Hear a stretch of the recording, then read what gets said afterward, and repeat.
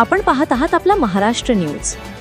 कारंजा वनपरिक्षेत्र अंतर्गत असलेल्या स्वर्गीय प्रकाशदादा डहाके वनपर्यटन केंद्र येथे 19 सप्टेंबर रोजी सेवा पंधरवडा निमित्ताने वृक्षारोपण कार्यक्रमाचे आयोजन करण्यात आले होते। या कार्यक्रमास आमदार सई डहाके यांनी उपस्थित राहून वृक्षारोपण केले व पर्यावरण संवर्धनाचा संदेश दिला।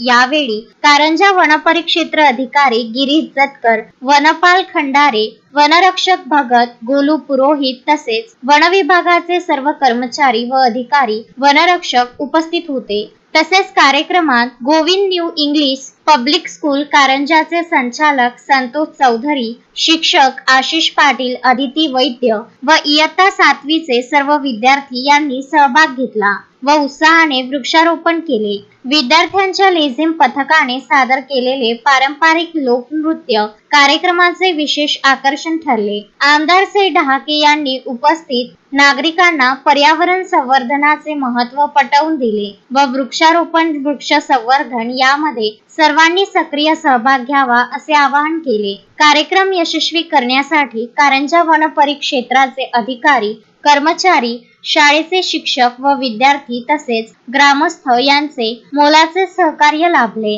बघत रहा आपला महाराष्ट्र न्यूज। बबलू शेख, कारंजा लाड।